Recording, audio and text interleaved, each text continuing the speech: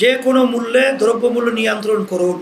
মনে রাখবেন, এই দ্রব্যমূল্যই আপনাদের প্রতি জনসমর্থন কমে যাওয়ার কারণ হতে পারে।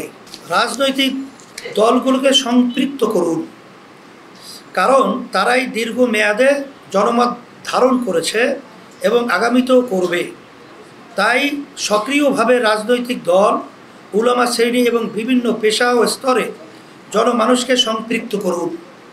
সংস্কার নিয়ে ইতিমধ্যেই মানুষের মধ্যে কানাঘুষা তৈরি হয়েছে। এই কানাঘুষা সংস্কারকে ক্ষতিগ্রস্ত করতে পারে, তাই এখনই পদক্ষেপ নিন। দ্রব্যমূল্য আইন শৃঙ্খলা নিয়ন্ত্রণ করুন। সাধারণ মানুষ জটিল রাজনীতি বোঝে না, তারা তাদের খাদ্যের নিশ্চয়তা চায়, জীবনের নিরাপত্তা চায়, কিন্তু এই দুই ক্ষেত্রেই জনতার অভিজ্ঞতা ভালো না। দ্রব্যমূল্য বহু আগেই নাগালের বাইরে চলে গেছে। সংসার চালাতে সংগ্রাম করতে হচ্ছে। আরও আগে থেকেই স্বৈরাচারের পতনের পরে মানুষ ভালো কিছু আশা করেছিল, কিন্তু বাস্তবতা হলো কোনো ক্ষেত্রে পরিস্থিতি আরও খারাপের দিকে গেছে। এটা মানুষকে হতাশ করেছে।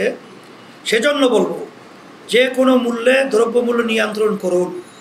শক্ত হাতে সিন্ডিকেট ভেঙে দিন। বাজার কারসাজি দমনে শক্ত হন। মনে রাখবেন, এই দ্রব্যমূল্যই আপনাদের প্রতি জনসমর্থন কমে যাওয়ার কারণ হতে পারে।